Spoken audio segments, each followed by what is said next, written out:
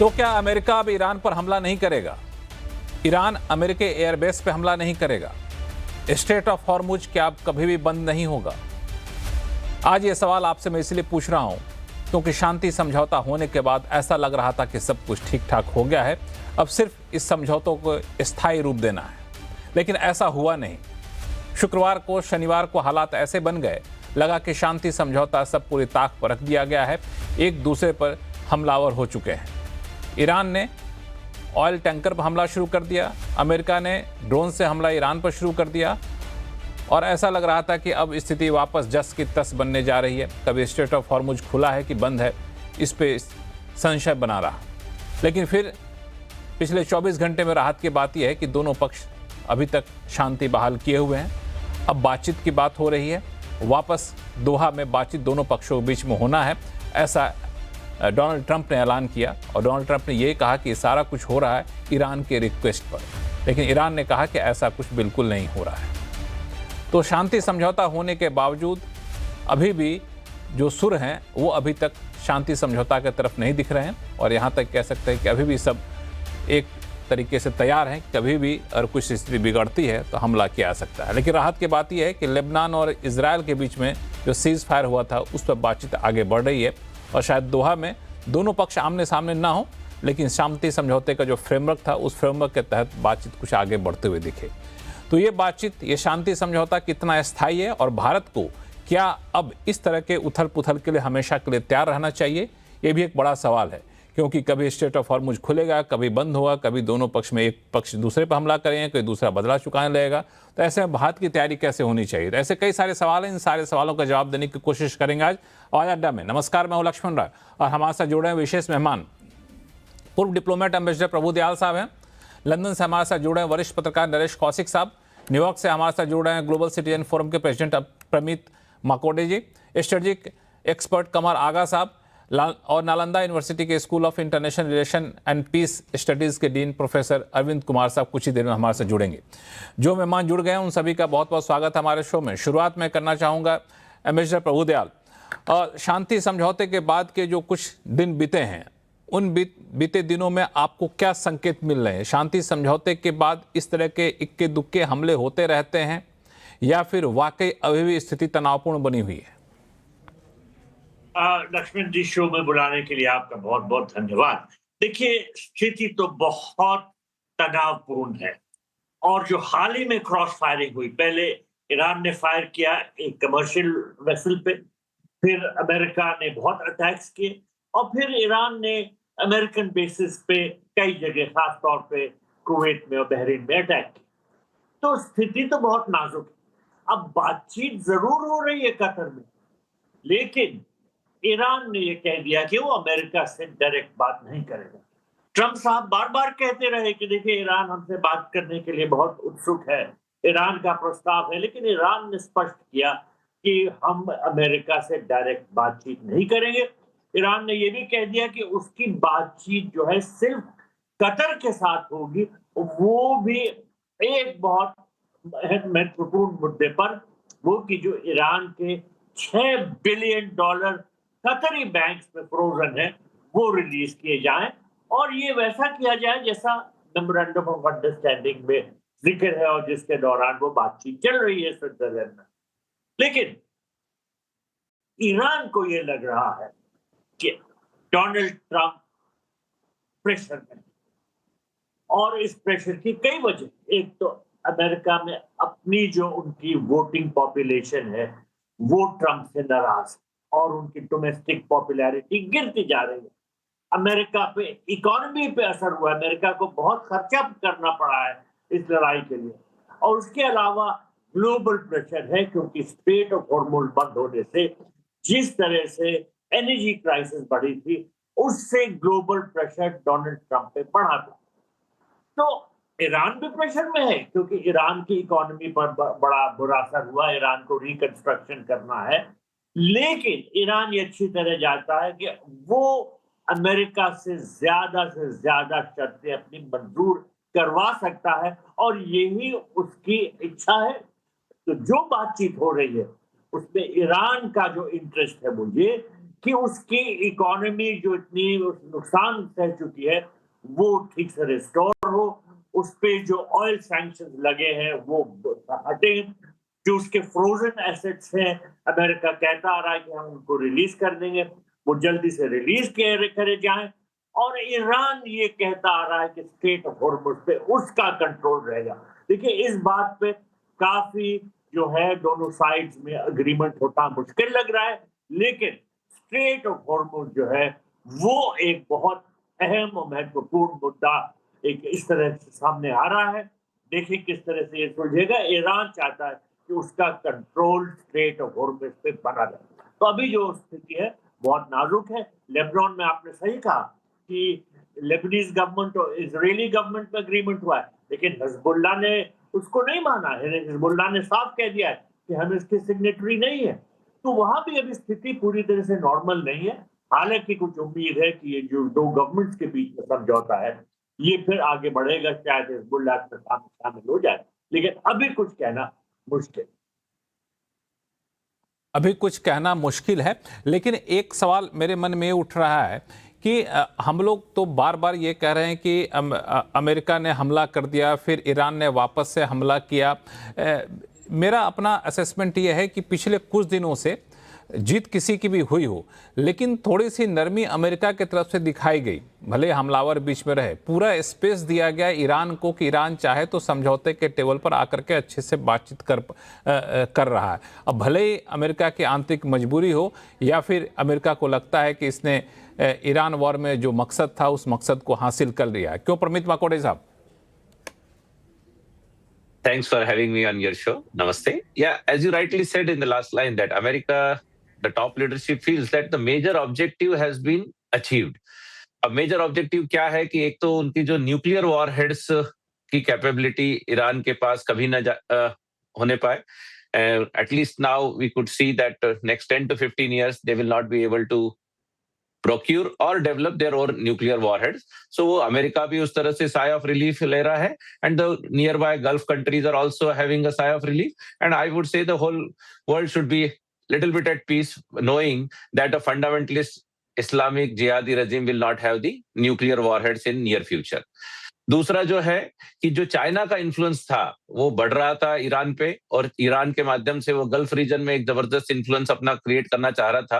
जैसा आपने पढ़ा होगा कि the plan was that $400 billion was supposed to be invested to rebuild और to build Iran, and then against that China was going to get the discounted oil from Iran.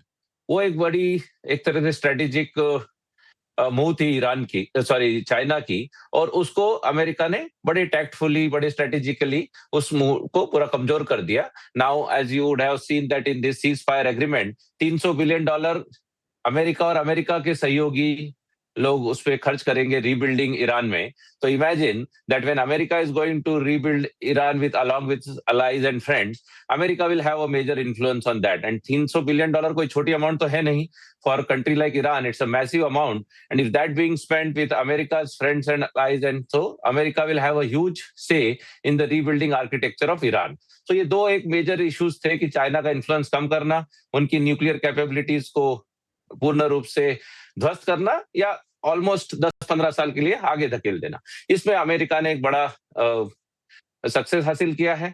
दूसरा जो America का success है, the world has seen in last 4 months the dollar dominance. पहले dollar को D dollarisation की बात होती थी, डॉलर उस पे आएंगे हम लोग, इस पे डॉलर और डी डॉलराइजेशन पे हम लोग आएंगे। इसमें अमेरिका कितना सक्सेस हुआ इस पे भी हम लोग बातचीत करेंगे, लेकिन अभी ईरान तक थोड़ा सा हम लोग फोकस रखें। कमर आगा साहब, मेरा सवाल ये है कि जो नरमी ईरान की तरफ से दिखाई जानी चाहिए वो नरमी दिख रही है क्या? देखिए, ईरान तो चाहेगा ही कि किसी भी सूरत से समझौता हो जाए। उनको अपना मुल्क दोबारा से बनाना है। बहुत नुकसान हुआ है उनका, और मरने वालों की भी संख्या लगातार बढ़ती जा रही है। फिर उनके बहुत से बिल्डिंग इंफ्रास्ट्रक्चर डैमेज हुई है, और उनको इमीडिएट कई $100 billion की ज़रूरत पड़ेगी। और वो इसीलिए बार बार जो ज़ोर देते हैं कि हमें इन फंड्स के रिलीज़ होनी चाहिए। अमेरिकन्स ने MOU में तो हर चीज़ मान ली उनकी, ईरान की, और मगर जब अब बातचीत जब होती है तो वो कहते हैं परसेप्शन में डिफरेंस है। कहते हैं ओके फ्रोज़न मनी आपको मिलेगी, मगर जैसा कि अभी बता रहे थे अमेरिकन के थ्रू आपका रिकंस्ट्रक्शन होगा। ईरान एक बहुत पढ़े लिखे लोग हैं वहाँ पे, उन्हीं ने कभी बाहर से इस तरह की मदद नहीं ली, जो ईरान कभी एक्सेप्ट नहीं करेगा कि अमेरिकन आएँ वहाँ रिकंस्ट्रक्शन करें। उनका ये कोई सवाल ही नहीं होता। दूसरी बात ये है कि उनका फ्रोज़न मनी का जो मसला है ये बहुत बड़ा मसला है। उनको अरबों के पास उनकी काफ़ी पैसा है जो उनको मिलना है। दूसरी बात ये भी है कि इस तरह की हरकतें मुझे लगता है कि चलती रहेंगी। सबसे बड़ी प्रॉब्लम जो अमेरिका के सामने है कि अगर ईरान की डिमांड्स पूरी होती हैं, जो भी इनकी बेसिक जो डिमांड्स है फ्रोज़न मनी की, न्यूक्लियर जो है वो ये बात कर रहे हैं कि हम उसको इनरिचमेंट जारी रखेंगे, हालांकि उसके पर भी काफ़ी कंप्रोमाइज़ हो चुका है कि उनके पास वो उनका कहना ये है कि उनके पास जो इनरिच यूरेनियम है 70% उसको वो डाइल्यूट कर लेंगे और 10-15 साल इनरिच नहीं करेंगे। इस तरह के प्रपोजल्स हैं जिन पे बातचीत चल रही है, तो वो तो संभव है। लेकिन ये कि ईरान एक बड़ी लीडर के रूप में इमर्ज कर गया है इस्लामिक वर्ल्ड के और अरब देशों के भी, और इस वक्त अरब देशों में लीडरशिप की बहुत कमी है, जो ईरान ने उसको उस वैक्यूम को फिल कर दिया है। ईरान जब भी अमेरिकन बेसिस पे अटैक करता है वहाँ की जनता खुश होती है, जनता भी खुश होती है। गवर्नमेंट अब तो अरब गवर्नमेंट भी चाहती है कि ये बेसिस बंद ही रहें तो अच्छा है। रीबिल्डिंग के लिए वो बार बार कह रहे हैं कि अगला युद्ध हमारी ज़मीन से नहीं होगा। सऊदी भी साफ साफ कह रहे हैं, हालांकि डिवीज़न है, यूएई की लाइन अलग है। तो इस तरह से वो गवर्नमेंट भी नहीं चाहती कि वहाँ पे रहे। अरब ईरान का राइज के मतलब ये है कि अमेरिकन इन्फ्लुएंस का डिक्लाइन उस पूरे क्षेत्र में जनता में पहले ही हो चुका है। प्रो अरब गवर्नमेंट जितनी भी हैं, सभी प्रो अरब गवर्नमेंट हैं, उनको भी मुश्किल हो रही है अमेरिकन एजेंडे को या अमेरिकन इंटरेस्ट को उस क्षेत्र में बढ़ाने की। कोई भी गवर्नमेंट इस समय राज़ी नहीं है अब्राहम अकॉर्ड ज्वाइन करने को। इतना प्रेशर है खासतौर से गाज़ा और ईरान वार के बाद से, तो बहुत स्थिति में बदलाव आया है जो अमेरिकन आसानी से नहीं है। मुझे इसलिए डर लगता है कि शायद और इजराइल को तो बिल्कुल ही कभी भी एक्सेप्ट नहीं करेगा ईरान का राइस। ईरान के राइस के मतलब ये है कि इजराइल का जो प्लान है बड़ा ग्रेटर इजराइल बनाने का, वो पूरा नहीं हो पाएगा।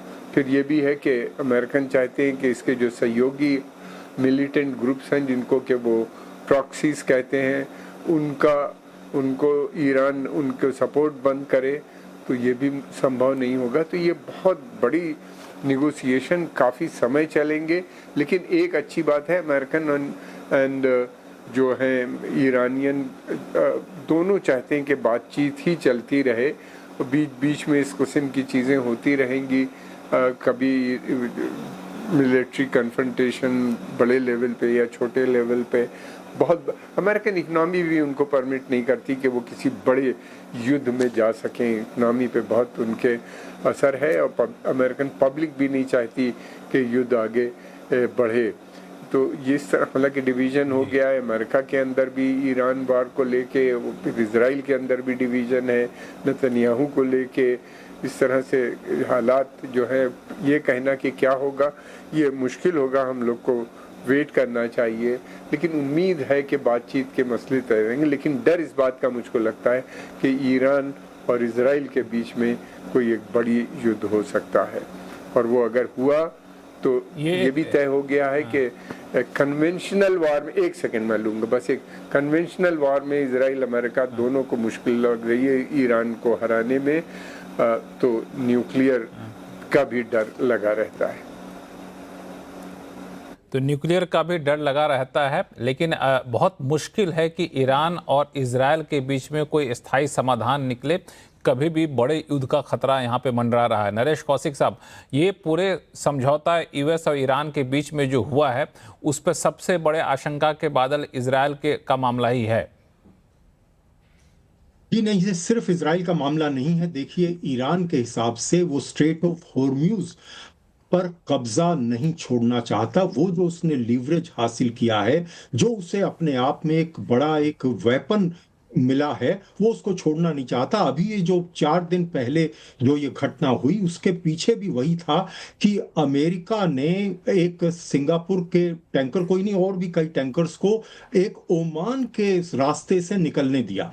यानी जो स्ट्रेट ऑफ हॉर्म्यूज का जो ईरानी वोटर से बाहर जो दूसरा रास्ता है स्ट्रेट ऑफ हॉर्म्यूज का, जो ओमान के रास्ते से जाके सामने से के वोटर से जाता है, वहां से निकलने दिया, जिस पर ईरान ने ऐतराज जताया। और ईरान इस को छोड़ना नहीं चाहता।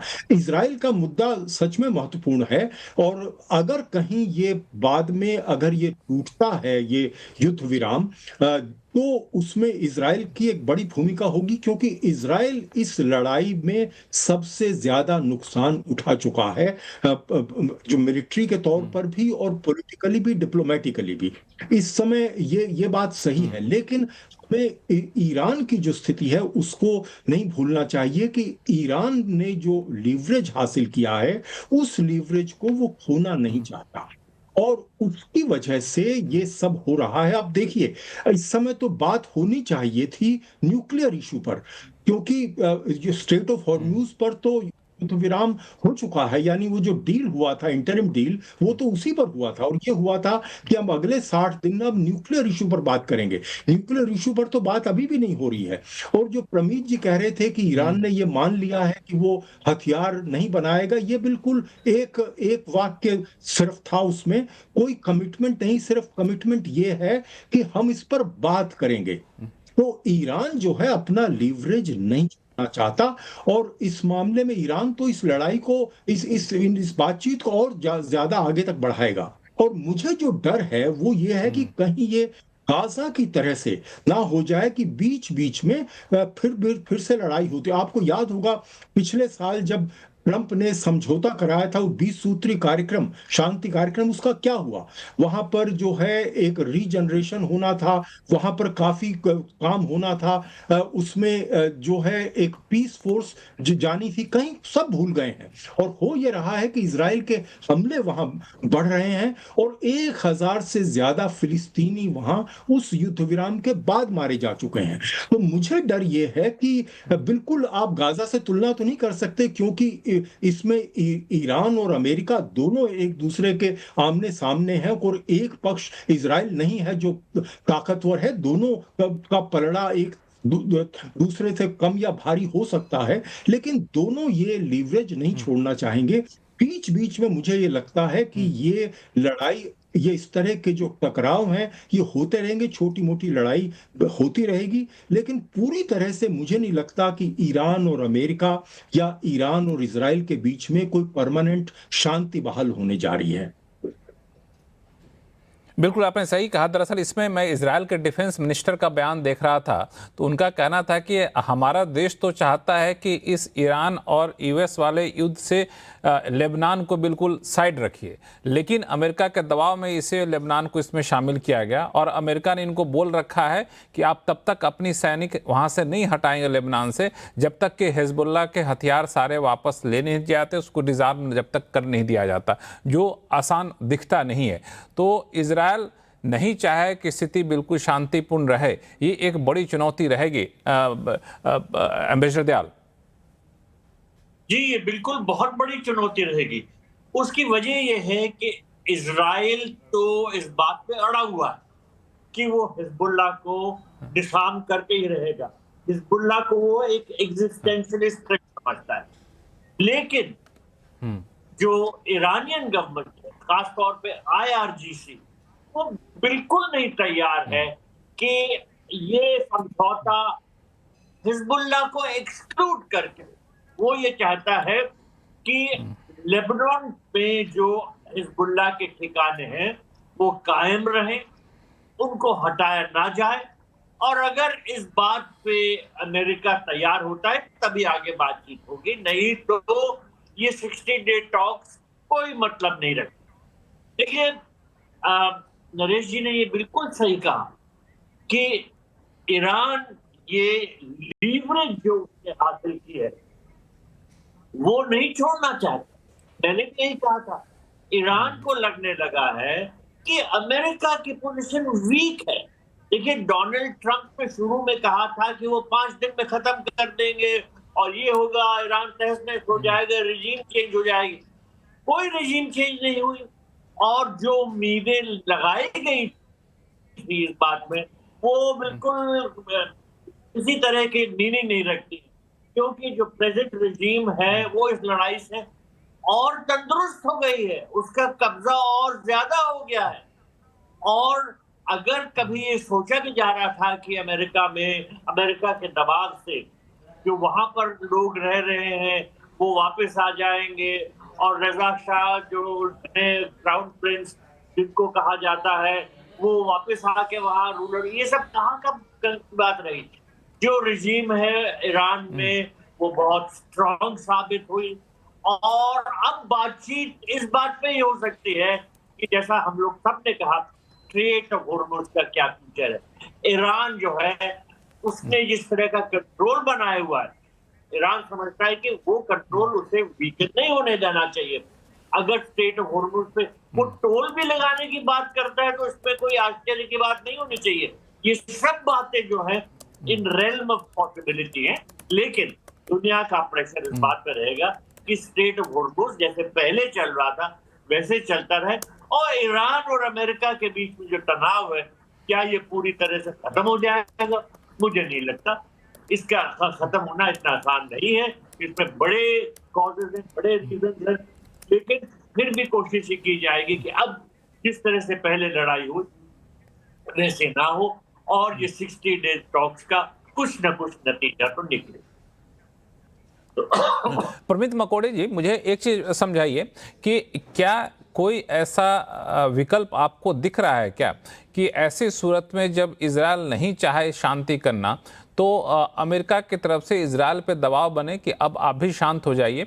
ये सवाल मैं इसलिए पूछ रहा हूँ चूँकि जहाँ तक मेरी समझ है और बहुत लोग कहते भी हैं कि इजराइल के लोगों का अमेरिका की पॉलिसी मेकिंग में काफ़ी ज़्यादा डोमिनेंस होता है। इजराइल के लोग अपनी बात वहाँ मनवा लेते हैं अमेरिकी गवर्नमेंट से, तो इजराइल पर दबाव बनाएगा अमेरिका, इसकी संभावना कितनी है, गुंजाइश कितनी है? देखिए, neither it is in interest of America और ईरान कि ये सीज फायर कोलैप्स हो और वापस एक फुल स्केल वॉर हो, तो दोनों ही तरफ से प्रेशर तो रहेगा इजराइल के ऊपर भी कि भाई इजराइल का इंटरेस्ट तो रहेगा। इजराइल का इंटरेस्ट क्यों है? क्योंकि right now there is a domestic politics is also in play. There are elections which are on the in next couple of months. Israel में इलेक्शन है, तो नेतन्याहू साहब के ऊपर बड़ा प्रेशर है कि अगर वो if he shows himself as a weak leader, पहले ही थोड़ी सी उनकी पॉपुलैरिटी डिप हुई है, और अगर वो वीक लीडर के रूप में अपने को प्रेजेंट करते हैं या ऐसा परसेप्शन भी आता है, तो he will have a big loss in the election. इसलिए वो अगले कुछ महीने तक तो किसी प्रकार से अपना वीक चेहरा आगे नहीं आने देंगे। लेकिन America, being America will not, again as I said, it will not let it convert into a full scale war. एक कंट्रोल्ड एस्केलेशन इजराइल करते रहेगा और अमेरिका उसको कंटेन करने की कोशिश करेगा और वहीं तक उसको सीमित रखेगा। America definitely has that influence and leverage to discipline Israel. But आपने बिल्कुल सही कहा कि एक सबसे बड़ी जो उसकी ताकत है इजराइल की, that the Jewish people in America they are extremely good at lobbying. वो जो एक पॉलिटिकल लॉबिंग करते हैं, जिसको जो फंडिंग की जाती है लोकल पॉलिटिशियंस को, सेनेटर्स और कांग्रेसमैन को, वो जबरदस्त रुपए की जाती है। जस्ट मैं एक उदाहरण आपको बताऊं, मैं भी यहाँ पर इंडियन और हिंदू समुदाय की पॉलिटिकल लॉबिंग में कभी इन्वॉल्व रहता हूं, तो हम जितना पैसा इकट्ठा करते हैं, जो हमारा कॉन्ट्रीब्यूशन रहता है, उससे एटलीस्ट 50 टाइम्स टू 100 टाइम्स ज्यादा, नॉट ट्वाइस और नॉट थ्राइस, 50 गुना से 100 गुना ज्यादा इजराइल समुदाय पैसा इकट्ठा करता है।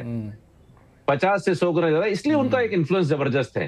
एंड आपके माध्यम से मैं अपने इंडियन डायस्पोरा को रिक्वेस्ट भी करना चाहता हूं कि जैसे वो मंदिरों के लिए या दूसरे कामों के लिए, धार्मिक कामों के लिए अमेरिका में या नॉन प्रॉफिट ऑर्गेनाइजेशंस को जिस तरह से डोनेशन देते हैं, they should also work hard and actively participate in the political lobbying. Because एक आपने बड़ा महत्वपूर्ण मुद्दा उठाया, इजराइल की जो आज स्ट्रेंथ है पूरे वर्ल्ड में, that is because the Israeli diaspora in America is extremely good at lobbying end fund raising and funding this politicians. एक सवाल और मैं आपसे पूछूं, फिर बाकी मेहमानों के पास जाऊंगा। क्या ऐसा भी हो सकता है कि अगर इजराइल नहीं मानता है तो अमेरिका बोले कि ठीक है जी, आप लोग आपस में निपट लो, मैं अब इस पूरे वॉर से हाथ बाहर नहीं खींचता हूं, क्योंकि घरेलू दबाव काफी ज्यादा है ट्रंप के ऊपर? इस तरह से देखिए, जस्ट निकल जाना वॉर से, that's not easy, it is easier said than done. तो उस तरह की संभावना तो बिल्कुल नहीं बनेगी, लेकिन जरूर दबाव जरूर है। तो फुल स्केल वॉर ना हो, इसका पूर्ण प्रयास रहेगा, और स्ट्रेट ऑफ हॉर्मुज को खुला रखने दिया जाएगा, because it is not only the Iran and America is interested, the whole world is putting pressure on both these countries कि भाई स्ट्रेट ऑफ हॉर्मुज के ऊपर किसी प्रकार का ब्लॉकेड न खड़ा हो। तो वो जो आप अभी संभावना कह रहे हैं कि फुल स्केल, कुछ पैनलिस्ट ने कहा, गो अहेड, या आप कुछ कह रहे थे? जी कमर आगा साहब, हाँ कमर आगा साहब, मेरा सवाल ये है कि स्टेट ऑफ हॉर्मुज कितना कारगर होता है, इसको ईरान ने पहली बार आजमा कर देख लिया है। तो समय समय पे ईरान स्टेट ऑफ हॉर्मुज के नाम पे ब्लैकमेल शब्द का इस्तेमाल करना सही नहीं होगा, लेकिन अपनी बात मनवाता रहेगा। देखिए, ये संभव नहीं है कि हमेशा अपनी बात वो मनवाते रहें। कोई भी ये पॉसिबल नहीं है। वो चाहते ये हैं कि उनका राइट, उनका दबदबा उसके ऊपर बना रहे। वो एक चाहते हैं पहले कि उसके ऊपर रिकग्निशन उनको मिल जाए। अमेरिकन MOU में तो ऑलमोस्ट दे ही दिया है उनको राइट कि आप 60 डेज तक न तो कोई फीस लेंगे या टोल लेंगे किसी किस्म का, तो उनको एक तरह से तो मिल गया है राइट। लेकिन ये कि ईरान के अकेले का मसला नहीं है, ओमान भी ये क्या चाहता है कि ईरानियन बेस ईरान और ओमान का मिल के मैनेजमेंट होगा, जिसकी ईरान ने काफ़ी दिनों से बात की। फिर प्रेसिडेंट ट्रंप ने ओमान को थ्रेट किया कि वो बर्बाद कर देंगे ओमान को, वो बड़ी बड़ी बातें की इतनी जिसकी कोई इंतहा नहीं, और फोर्स का भी उन्हीं ने थ्रेट दिया साथ में। तो ये है, ये अब मुझे नहीं लगता कि ईरान छोड़ेगा इस पे, और वो शायद ये होगा एंड में कि वो सर्विस चार्ज के नाम पे थोड़ा बहुत पैसा मांगे या ना मांगे, ये हो सकता है संभव। और इसको छोड़ना उनके लिए मुश्किल होगा। एक उनको यही सबसे बड़ी उपलब्धि मिली है, और इससे पहले भी पुर्तगालीज़ के पास जब ये था तो वो टोल लेते थे पैसा, एक एग्जाम्पल है उसका। दूसरी बात यह है कि इजराइल से उनको ख़तरा ज़्यादा इस वक्त लगता है, और हिजबुल्ला, हमास, हूती, इनको जो सपोर्ट ईरान की है वो बंद नहीं होगी किसी भी सूरत पे ईरान। दूसरी बात ये भी है कि देखिए, ये आसान होता है किसी भी बड़ी पावर का ऑक्युपाई करना ज़मीन को, लेकिन उसको होल्ड करना बड़ा मुश्किल होता है। इन्हीं ने साउथ लेबनान पे अपना कब्जा तो कर लिया है, मगर उसको होल्ड कर पाएंगे? इससे पहले भी कर चुके हैं। हिजबुल्ला का जन्म ही इसलिए हुआ था कि इससे पहले जो वहाँ पे अमल नाम की एक ऑर्गेनाइजेशन थी जो इजरायलियों से लड़ रही थी, जब अमल नाम की ऑर्गेनाइजेशन फेल हो गई तो 80s में हिजबुल्ला आई, और हिजबुल्ला रेवोल्यूशन के बाद आई, लेकिन अमल उससे पहले थी इस्लामिक रेवोल्यूशन के। इन्हीं ने इस्लामिक आइडियोलॉजी को अडॉप्ट किया, ईरान ने भी इनको सपोर्ट दी, और इन्हीं ने वहाँ से इजरायलियों को बाहर निकाला। उसके बाद दोबारा 2006 में शायद फिर इन्हीं ने कोशिश की, नाकामयाब रहे, लेकिन अब ये दोबारा से कामयाब हो गए हैं। तो ऑक्युपेशन तो आसान होता है, हमस को अभी तक नहीं ख़त्म कर पाए। फिर उसके अलावा ये है कि सीरिया के अंदर गोलान हाइट्स लिए हुए हैं। अभी कल या परसों की बात है कि वहाँ पे भी इनकी एक झड़प हुई मिलिटेंट्स के साथ, वहाँ पे भी एक पावरफुल मूवमेंट इमर्ज होता हुआ दिख रहा है इनके ऑक्युपेशन के खिलाफ। हालांकि गवर्नमेंट जो है उसके अच्छे संबंध हैं सीरिया में उनके इजराइल के साथ। तो ये उन्हीं ने बना तो लिया है, ये पूरा ताना बाना, ज़मीन पे भी कब्जा कर लिया है, लेकिन मुझे नहीं लगता कि ये ग्रेटर इजराइल का जो सपना है अब इस समय वो पूरा कर पाएंगे। दूसरे ये भी है कि सभी मलेशिया, अगर वॉर होगी तो बड़ी भयानक वॉर होगी, रीजनल वॉर होगी, इसलिए डर लगता है। लेकिन साथ में ये भी है कि अगर रीजनल वॉर, इसी वजह से शायद रीजनल वॉर ना हो, क्योंकि अगर वॉर होगी तो फिर हूती, हिजबुल्ला सब ज्वाइन करेंगे, और डर इस बात का है कि न्यूक्लियर हो या क्या होगा, उसका हशर बहुत बुरा होगा। अब हम लोग को थोड़े दिन और देखना चाहिए। अमेरिका, मैं बार बार ये एक सवाल और मैं आपसे अमेरिका इसकी इकोनॉमी परमिट नहीं करती कि एक बड़ी वॉर दोबारा से वो इंगेज करे। उनका अपना एजेंडा है, मागा, मेक अमेरिका ग्रेट अगेन, और उनकी जनता भी चाहती है। अमेरिका के अंदर काफ़ी प्रेशर है प्रेसिडेंट ट्रंप के ऊपर, और प्रेसिडेंट ट्रंप स्वयं नहीं चाहते थे कि कोई युद्ध हो। उन्हीं ने प्रॉमिस किया था लेकिन बाद में कुछ हालात ऐसे हुए कहा जाता है जिसकी वजह से उन्हीं ने ज्वाइन किया, इजराइल का प्रेशर या जो भी था। लेकिन ये है कि पूरी कोशिश अमेरिका की होगी कि कोई बड़ा युद्ध न होने पाए, लेकिन इजराइल क्या अमेरिका की सुनेगा, ये आने वाला समय बताएगा। ये एक आने वाला समय बताएगा। इस पर नरेश कौशिक साहब आपकी राय मैं लूंगा, लेकिन एक सवाल और मैं पूछ लूं कमर आगा साहब से कि अभी जो इमीडिएट बातचीत की बात हो रही थी दोहा में, तो वहां पे ट्रंप जब कहते हैं कि ईरान के रिक्वेस्ट पे हमने बातचीत की शुरुआत की है, वहां पे दोहा में बातचीत होगी, लेकिन ईरान की तरफ से इनकार हो जाता है, बोलता है कि नहीं जी हमने कोई बातचीत नहीं करनी है, हमें तो कतर के जो अधिकारी उनके साथ बातचीत होगी। बातचीत भी होगी इस बात पर कि हमारे जो फ्रीज किए गए एसेट हैं उसको आपको वापस देना है। आखिर ईरान इतना रिजिड क्यों हो रहा है? क्यों नहीं बातचीत जो 60 दिन का टाइम फ्रेम दिया गया है उसमें उस शांति समझौतों को स्थायी रूप देने के लिए बातचीत करना चाहता है इतना जल्दी, कि और बार्गेन करना चाहता है? नहीं, देखिए ये मेरा ख्याल ये उनकी प्रेशर टैक्टिक्स है। वो ये चाहते हैं कि आपने एमओयू में साइन किया था कि इनको फ्रोजन एसेट जो इनके पैसे वहाँ पे हैं अरब देशों में और अमेरिका के अंदर, वो आप उसको देंगे धीरे धीरे। उनको बहुत ज़रूरत है रीडेवलपमेंट की, रिकन्स्ट्रक्शन की। वो अमेरिका ने अब नई कंडीशंस लगा दी कि हम नहीं देंगे आपको जो पैसा है अमेरिका में जो फ्रोज़न एसेट है वहीं पे आपको खर्चा करना पड़ेगा, मेडिसिन लेनी पड़ेगी, और एक लिस्ट शाया की है कि क्या क्या सामान आप खरीद सकते हैं। तो इस तरह की बातें हैं। उसको देखते हुए उन्हीं ने ये टॉक्स को रोका, लेकिन टेक्निकल टीम को अपने को भेजा है जो वहाँ पे बातचीत में पार्टिसिपेट करेगी लोअर लेवल के ऊपर, वो दोहा के अंदर है। ये गिव एंड टेक, ये सारी चीज़ें चलती रहेंगी दोनों की तरफ से। ईरान ये शो करना चाहता है कि भाई वो ठीक है, वो कोई जल्दी में नहीं है, कोई वो उसके साथ वहाँ की जनता है और वो चाहता है कि उसके मसले उनके टर्म पे हल हो जाए। अब कितना कंप्रोमाइज़ होगा, क्या होगा, पहले टेक्निकल कमेटी से तय होगा, फिर उसके बाद सीनियर लेवल पे चला जाएगा।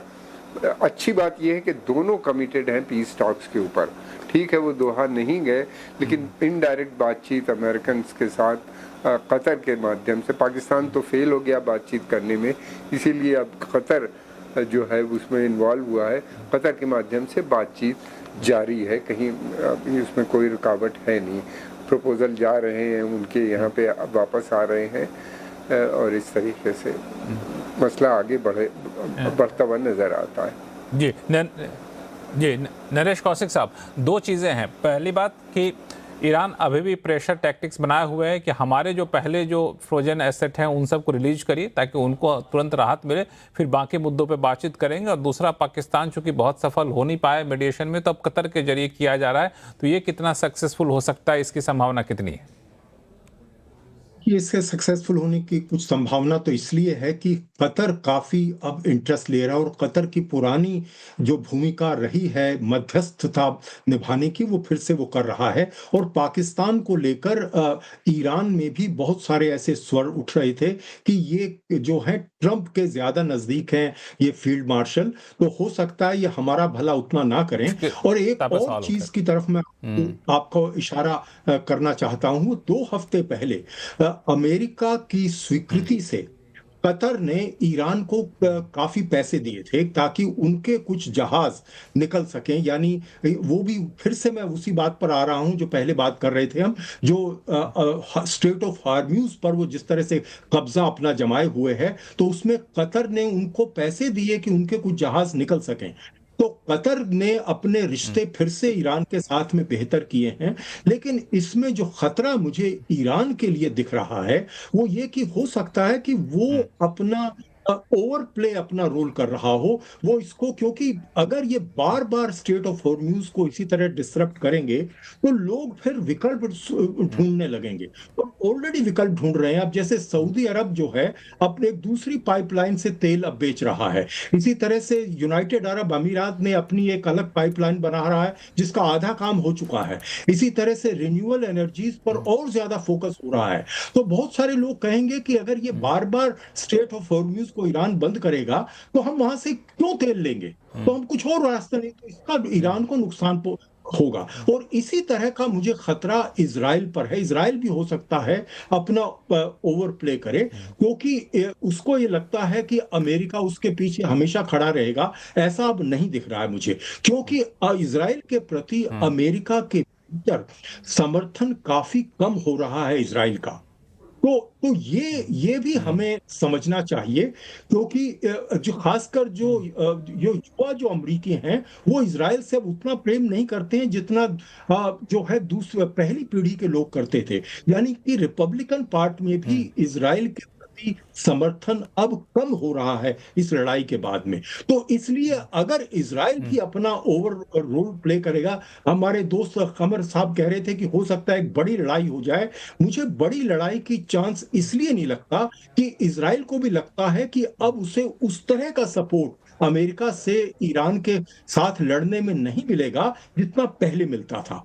तो हो सकता है कि वो भी ये सोचे, क्योंकि अमेरिका के अंदर बिल्कुल अब इजराइल के लिए फिर से लड़ने के लिए कोई किसी तरह का जनादेश तो पहले भी नहीं था, अब जो है सपोर्ट भी नहीं है, किसी तरह का समर्थन भी लोगों में अब नहीं है, क्योंकि अमेरिका की अर्थव्यवस्था की हालत अच्छी नहीं है और इस लड़ाई के बाद से उसे काफी नुकसान पहुंचा है। और इसके अलावा जो अमेरिका के जिस तरह से बड़े बड़े जो हथियार हैं, मिसाइल कार्यक्रम जो है, मिसाइल सिस्टम्स, उनको काफी नुकसान हुआ है। कुछ तो आधे से ज्यादा खत्म हो गए हैं जिनको बनाने में बरसों लगेंगे। तो अमेरिका तैयार नहीं है फिर से पूरे तरह से लड़ाई लड़ने के लिए। और यही बात आप इजराइल के बारे में कह सकते हैं। इजराइल के पास में उतने अब डिफेंस सिस्टम नहीं है जितने ईरान के पास मिसाइल हैं।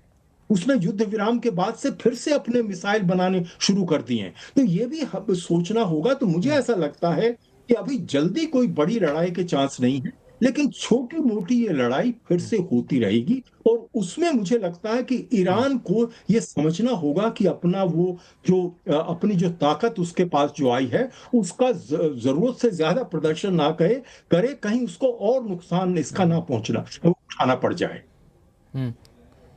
बिल्कुल, आपने बहुत सही कहा कि ज़रूरत से ज़्यादा प्रदर्शन नहीं करे। इसमें एक परसेप्शन ये तो ज़रूर गया है कि इस पूरे वॉर में, इस पूरे युद्ध में ईरान काफ़ी ताकतवर बनकर उभरा है। और ईरान के लिए मुझे लगता है कि सबसे सटीक रणनीति ये होनी चाहिए कि उसके जो गल्फ़ के देश हैं उनके साथ अपने संबंधों को और मजबूत बनाए, वहाँ पर एक नेता के तौर पर उभर कर सामने आए। क्योंकि अमेरिका का जो सिक्योरिटी वाला समीकरण था वो वहाँ पर कमज़ोर होता हुआ दिखा है। ये स्ट्रेटजी ज़्यादा काम करेगी क्यों, एम्बेसडर दयाल साहब? ईरान की रणनीति क्या होनी चाहिए? नरेश जी ने बिल्कुल सही कहा कि अभी कोई बहुत बड़ी लड़ाई और छिड़ती नहीं नजर आ रही है।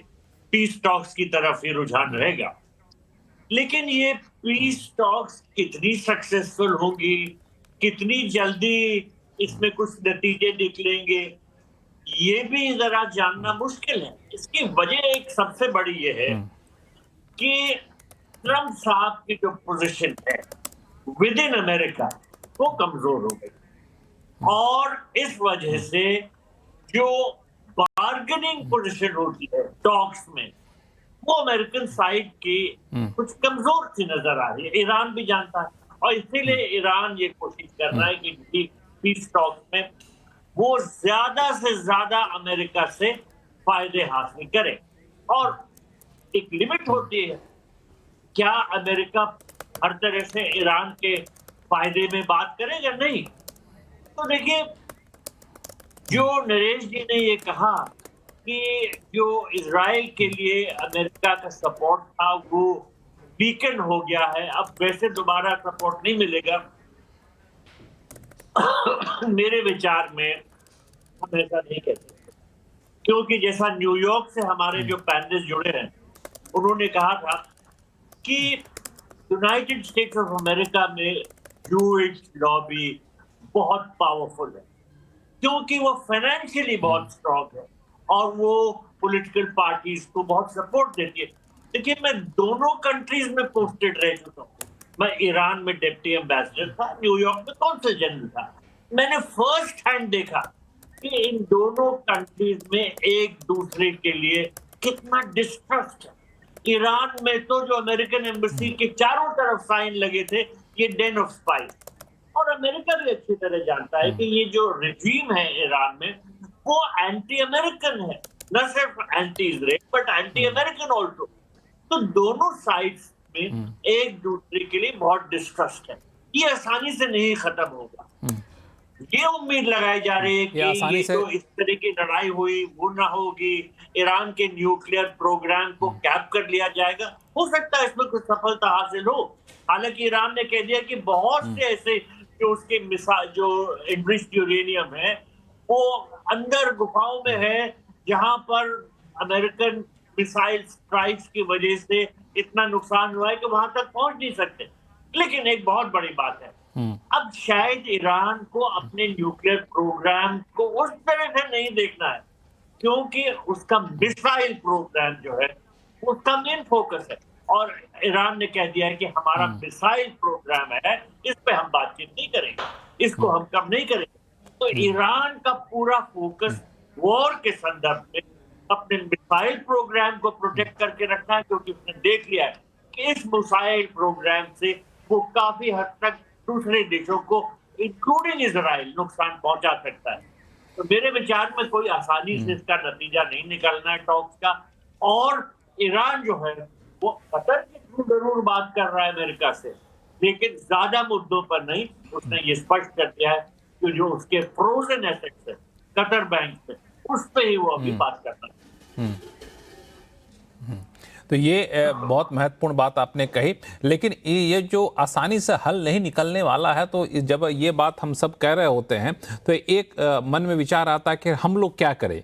एक भारत या फिर ऐसे देश जो इस पूरे क्षेत्र पर काफ़ी निर्भर थे कच्चे तेल की सप्लाई के लिए, गैस के लिए, तो उनकी रणनीति क्या होनी चाहिए? क्या उनको अब हमेशा के लिए एक विकल्प के तौर पर देखना चाहिए कोई दूसरा रास्ता? ये विकल्प क्या हो सकता है और किस हद तक निर्भर रहना चाहिए इन देशों पर? इन देशों के साथ अपने संबंधों को कैसे रखना चाहिए? ये 2-3 सवाल हैं, इसका जवाब आप लोगों से लूँगा, लेकिन छोटा सा ब्रेक ले लेते हैं। ब्रेक का वक्त हो गया, ब्रेक से लौटते हैं, 3 सारे सवालों का जवाब देने की कोशिश करेंगे।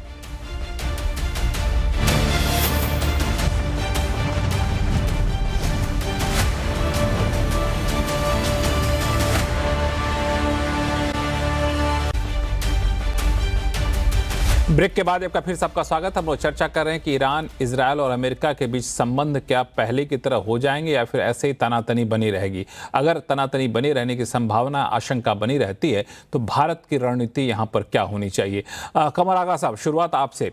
भारत की रणनीति यहाँ पे क्या होनी चाहिए उस मसले में, तेल की निर्भरता को लेकर के, गैस की निर्भरता को लेकर के और कूटनीतिक संबंधों को लेकर के? देखिए, हमारा 80% तेल इसी क्षेत्र से आता है, 80-85। जी। दूसरी बात ये, हमारे 1 करोड़ लोग वहाँ पे काम करते हैं। हमारा ट्रेड जो है इनके साथ 150, 160 और 200 बिलियन डॉलर के बीच में आ जाता है। फिर उसके अलावा हमारे पास इन देशों से रिमिटेंसेज आते हैं 30 बिलियन, 40 बिलियन, कभी कम कभी ज़्यादा, इस तरीके से। और फिर ये भी है कि इन देशों का इन्वेस्टमेंट भी लगातार हमारे यहाँ आ रहा है और आने वाले समय में काफ़ी।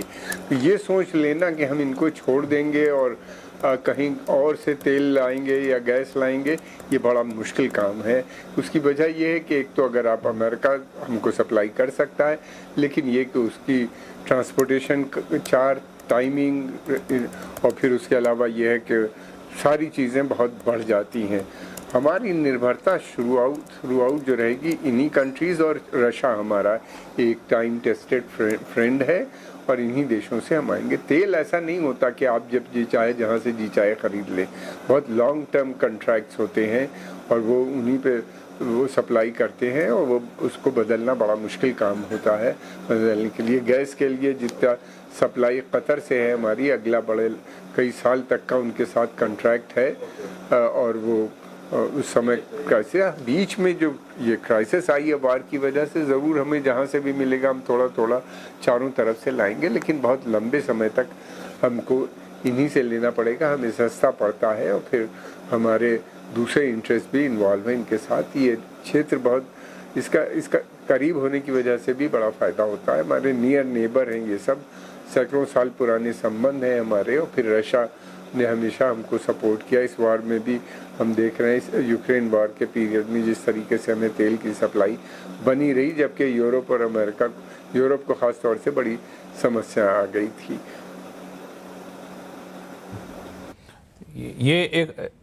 ये एक बड़ी बात आपने कही कि यूरोप को लेकर समस्या आ गई थी, और ऐसा नहीं कि हम कोई विकल्प तलाश लें और जिस चीज़ों को लेकर निर्भरता है उन चीज़ों पर निर्भरता पूरी तरह से ख़त्म कर दे, ये संभव है नहीं, क्योंकि भौगोलिक वजह भी इसकी एक सबसे बड़ा फैक्टर है। नरेश कौशिक साहब, भारत की रणनीति क्या होनी चाहिए? मैं कमर भाई से बिल्कुल सहमत हूं कि ये क्षेत्र हमारे लिए बहुत महत्वपूर्ण है और हमें संबंध बनाए रखने चाहिए, लेकिन हमें जो हो रहा है उसको देखते हुए हमें विकल्प की से पीछे नहीं हटना चाहिए। ये बहुत जरूरी है कि हम अपने दूसरे विकल्प खुले रखें, और जो अभी हाल ही में जो संयुक्त अरब अमीरात के साथ जो समझौता किया है, जो भारत के लिए ये महत्वपूर्ण इसलिए है कि अगर ये स्ट्रेट हॉर्मज़ इसी तरह से बंद होता रहा तो फिर हमें वैकल्पिक रास्ता चाहिए इसी क्षेत्र से, लेकिन हमें दूसरे देश से तेल मिलता रहे। और अमेरिका तो देखिए चाहेगा अपना तेल वो हमें बेचे, वो चाहेगा कि रूस से हम ना खरीदें, वो चाहेगा कि वेनेजुएला से हम खरीदें, लेकिन हमें जो है अपने विकल्पों की तरफ ध्यान रखना चाहिए। ईरान के साथ मैं समझता हूं कि हमारे रिश्ते बहुत पुराने हैं, ऐतिहासिक हैं, और भौगोलिक रूप से जो महत्व है वो भी है। इसके अलावा भारत में जो मैं समझता हूं कि ईरान के प्रति एक सम्मान और सद्भाव की स्थिति है ज्यादातर लोगों में, मैंने ये देखा है। और इसकी वजह यह है कि बहुत समय, अब जैसे आप जो आपको याद होगा अफगानिस्तान की जब लड़ाई हो रही थी तो उसमें नॉर्दर्न अलायंस के साथ में को सपोर्ट कर रहा था, भारत भी कर रहा था, ईरान भी कर रहा था। तो ईरान से हमारे संबंध इसलिए अच्छे होते रहना जरूरी है कि हम उनके साथ चाह बाहर जो पोर्ट है वो हमें फिर से उसका जो उस पर हम कोई बिलियन से ज्यादा डॉलर खर्च कर चुके हैं वो हमें फिर से बहाल करना है। और इसके साथ उससे जो हमारे सेंट्रल एशिया के जो दरवाजे खुलते हैं, क्योंकि हमें नहीं भूलना चाहिए कि पाकिस्तान से हमें रोड की क्लियरेंस कभी नहीं मिलेगी, वो हमेशा अपना लीवरेज इस्तेमाल करेगा, लेकिन हम सेंट्रल एशिया के साथ जो द्वार हमें खोलना है वो उसमें ईरान की जरूरत है। तो ईरान के साथ हमें संबंध अच्छे रखने होंगे, लेकिन विकल्पों की तलाश हमें बहुत जरूरी है। और इसके अलावा जो और जरूरी है, जो चीन ने किया, हमें अपने जो भंडार हैं तेल के, वो जो रिजर्व, स्ट्रेटेजिक रिजर्व और बढ़ानी चाहिए। चीन को इस लड़ाई का ज्यादा नुकसान इसलिए नहीं हुआ कि उसके पास में अमेरिका से भी ज्यादा बड़े स्ट्रेटेजिक रिजर्व थे। वो मुझे लगता है अब जैसे तेल की सप्लाई दुनिया में बढ़ रही है तो हमें वो स्ट्रेटेजिक रिजर्व और बढ़ाने चाहिए, और विकल्प तो जाहिर है कि हमें रखने चाहिए। ये स्ट्रेटेजिक रिजर्व बढ़ानी चाहिए, और हालांकि ये बात सही है कि ऐसा नहीं कर सकते कि संबंध बिल्कुल तोड़ लें या फिर बिल्कुल उनसे आइसोलेट होकर हम कुछ कर लें, ये प्रैक्टिकल तौर पे सहमत है नहीं। पर एम्बेसडर दयाल, दो चीज़ें, स्ट्रेटेजिक रिजर्व बढ़ाने चाहिए और दूसरा कि संबंधों को नए सिरे से हमें देखने की ज़रूरत है क्या, कारोबारी संबंध हो चाहे रणनीतिक संबंध हो। देखिए, भारत तो कभी भी नहीं चाहेगा कि ये लड़ाई चलती रहे, क्योंकि इससे हमको बहुत नुकसान हुआ। सभी पैनलिस्ट ने ये कहा है कि भारत के बहुत अच्छे रिश्ते हैं ईरान के साथ भी, और अमेरिका के साथ तो बहुत ही अच्छे। आप देखिए, हमारी मल्टी फेसेटेड पार्टनरशिप है, हमारी इतनी बड़ी कम्युनिटी है वहां पर, खुशहाल है, अच्छे काम कर रही है, रेमिटेंसेस वहां से आते हैं, अमेरिका से हमारे डिफेंस रिलेशंस बढ़ रहे हैं, क्वाड में पार्टनरशिप है। तो हम तो नहीं चाहते कि किसी तरह से इनको नुकसान पहुंचे। हम तो हमेशा ये कोशिश करते आएंगे कि भाई हमारे रिश्ते ईरान के साथ भी अच्छे बने रहे और अमेरिका के साथ भी, क्योंकि हमारे पहले भी ऐसे ही थे। अब जहां तक स्ट्रेटेजिक रिजर्व्स की बात है, ये बड़ा भारी लेसन इंडिया को मिला है, क्योंकि हमारे strategic petroleum reserve, energy reserve उतने नहीं थे जितने होने चाहिए। और जैसा कुछ पैनलिस्ट ने कहा कि चाइना के रिजर्व बहुत अच्छे, इस वजह से चाइना पे उस तरह का प्रेशर नहीं पड़ा। हम बहुत प्रेशर में आ गए थे, हमारे कई तरह की जो सप्लाईज थी रुक गई थी। तो हम इस पर फोकस करेंगे, साथ ही साथ अमेरिका के साथ अपने जो रिश्ते कायम हैं, अच्छे हैं, उनको और तंदुरुस्त करने की कोशिश करेंगे और उम्मीद करेंगे ये लड़ाई खत्म हो तो ईरान के साथ भी जो हमारे रिश्ते अच्छे और हो सके, ऑयल सप्लाईज, डेवलपमेंट प्रोजेक्ट्स जो भी हम कर सके वो होते रहे। तो हमारा इंटरेस्ट ये है कि हम जल्दी से जल्दी ये चाहते हैं लड़ाई खत्म हो और दोनों साइड्स के साथ हमारे रिश्ते अच्छे तंदुरुस्त बने। प्रमित साहब, ये कितना संभव है या फिर कितना चैलेंजिंग है कि एक बैलेंस बैठा पाना भारत अमेरिका के बीच रिश्तों को लेकर के? भारत का अपना इंटरेस्ट ईरान के साथ है, ईरान का अपना इंटरेस्ट भारत के साथ है। देखिए, I don't think that's a major challenge, that's a no brainer कि भाई आपको अमेरिका के साथ you are natural allies, both are largest and the oldest democracies, and people to people connect is very strong. जैसे अभी प्रभुदयाल साहब ने बोला, there is a large community and everybody having a very positive feeling. वो तो media में पिछले 4 महीनों से मुझे कड़वाहट दिखती है, बाकी अदरवाइज वन ऑन वन जब बात करते हैं तो people are having that people to people connect. आज भी भारत से more than 100,000 students every year come to America. Last year also more than 100,000 students came to America. और जो H1B वीजा वगैरह के जो छोटे इश्यूज हैं उसको भी रिजोल्यूशन निकल जाएगा। People are understanding that because of artificial intelligence there is a pressure on the job market और इसकी वजह से H1B और कुछ तरह से डिस्ट्रप्शन आ रहा है। But by and large India and America are going to be friends, they are going. And आप सबसे बड़ी बात तो दोनों के जो प्रीमियर हैं हमारे प्रेसिडेंट साहब और अपने प्राइम मिनिस्टर साहब, दोनों की केमिस्ट्री और दोनों के अर्थमेटिक दोनों बढ़िया है और दोनों ही अगले 2 से 3 साल तो निश्चित रूप से सत्ता में रहेंगे और उसके रहते भारत और अमेरिका की नेचुरल पार्टनरशिप और ग्रो करेगी। आपका जो एनर्जी से रिलेटेड क्वेश्चन था, हमारे सभी साथी पैनलिस्ट ने शॉर्ट टर्म मेजर्स में तो डेफिनेटली उन्होंने क्लैरिटी दी है, लेकिन लॉन्ग टर्म में मैं कहूंगा कि India should start aggressively working on new and innovative technology in the nuclear power. Nuclear power में भारत ने एक तरह से उतनी प्रगति नहीं की जितनी करनी चाहिए थी और आज भी जो अब 100 गीगावाट का जो भारत ने एक लक्ष्य रखा है in next 20 years, that's a very ambitious goal and it must should be achieved so that our dependency on oil will certainly reduce. पर उसमें भी हमको न्यू एंड इनोवेटिव टेक्नोलॉजीज को हमेशा लाना होगा and that's where America can play an important role. मैं last time भी कहा था शायद एक ट्रांसपोर्टेबल न्यूक्लियर पावर प्लांट और इस तरह की जो टेक्नोलॉजीज अमेरिका से इंडिया आ सकती है जिसमें आप 8 से 10 साल में जो power plant nuclear power plant बनाते हैं उसकी जगह से आप 4 साल में न्यूक्लियर पावर प्लांट बना सकते हैं at a much lower cost. तो इस तरह की टेक्नोलॉजी से और न्यूक्लियर एनर्जी की तरफ से डाइवर्सिफाई करेंगे तो India will be in a much better shape and energy should not be only looked as energy standpoint, it should be also looked at defence and security standpoint. ये आपने important point कहा कि energy एक रहेगा, लेकिन इसमें आपने जो जिक्र किया कि AI की वजह से थोड़ी बहुत दिक्कतें आई, रिश्ते में खटास जैसे दिख रही थी, तो आपको बता दूं कि US के सुप्रीम कोर्ट का एक फैसला भी आया है जिसमें बर्थ राइट सिटीजनशिप का जो खत्म करने का फैसला था ट्रंप का, उसको उसने रिजेक्ट कर दिया है। अब पता नहीं आप, हाँ, उसने मना कर दिया कि नहीं ऐसा इलीगल है। हालांकि अब यह है कि आप लोग It is a welcoming news. मैं खुद ही interrupt कर रहा था because it came on my WhatsApp as well that this is a great relief because हमारे काफी young साथी लोग हैं, young couples हैं, they were worried कि अरे हम यहाँ पर हैं और हमारे बच्चे अगर यहाँ पर उनकी पैदाइश होती है तो whether they will be citizen or not. So आप देखिए इंडियन लोगों को भी there is a interest to be American citizen और एक बड़ा रिलीफ है। प्रेसिडेंट ट्रम्प के लिए एक छोटा सा एक झटका है, although he was also expecting it might not get through. कल तो उनको एक बड़ी सफलता मिली जो उनके फेवर में कुछ डिसीजंस गए हैं, आज जरूर ये उनको उनके फेवर की नहीं रही। But from Indian diaspora standpoint we most of us और all of us are very legal here in a legal status और लीगल स्टेटस के बच्चे जब यहाँ पैदा होंगे तो वो सिटीजनशिप बनेंगे। ये इंडियन डायस्पोरा के लिए बड़ी अच्छी और वेलकमिंग न्यूज है सर। चूंकि इस पे चर्चा आपने छिड़ी दी है तो एक छोटा सवाल मैं ले लूं नरेश कौशिक साहब से कि दूसरा ऐसा झटका है, पहला जो रेसिप्रोकल टैरिफ था उसको वहां के सुप्रीम कोर्ट ने इलीगल करार दिया, उसके बाद ये बर्थ राइट सिटीजनशिप को इलीगल करार दिया है। तो अब आपको लगता है कि जो बचे हुए कार्यकाल हैं ट्रंप थोड़े से नरम पड़ेंगे? ट्रंप तो थोड़े से नरम अब पड़ रहे हैं क्योंकि उनको अपनी जो पावर है उसकी लिमिट्स अब दिख रही हैं। जिस तरह से वो पिछले साल बर्ताव कर रहे थे उस तरह से अब बर्ताव नहीं कर रहे हैं।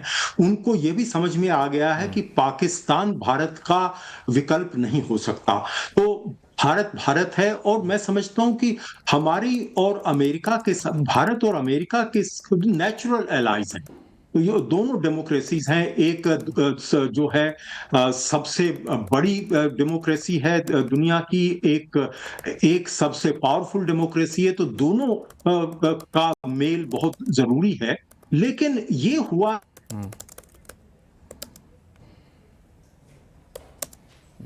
हाँ, आपका नेटवर्क यहाँ पे चला गया है नरेश कौशिक साहब, कुछ तकनीकी वजहों से, लेकिन आपने सही कहा कि पिछले कुछ फैसलों के बाद ट्रंप को भी लगने लगा कि उनके कदमों की भी एक सीमा होती है। ऐसा नहीं कि अपने मन माफिक असीमित तरीके से अपने अधिकारों का इस्तेमाल करें। शायद आने वाले दिनों में उनके फैसलों, उनके कदमों पर ये झलक और भी ज़्यादा प्रमुखता से दिखाई दे, और हम सब ये उम्मीद करेंगे कि जो यूएस और ईरान के बीच में शांति वार्ता हुई है वो सफल हो, और 60 दिन के भीतर ये अस्थायी शांति वार्ता जो है स्थायी शांति वार्ता में, शांति समझौते में तब्दील होता हुआ दिखे। आप सही मेहमानों का बहुत बहुत शुक्रिया अपना कीमती समय निकालने के लिए। आवाज़ अड्डा में फिलहाल इतना ही। देखते रहिए सिंधी आवाज़। नमस्कार।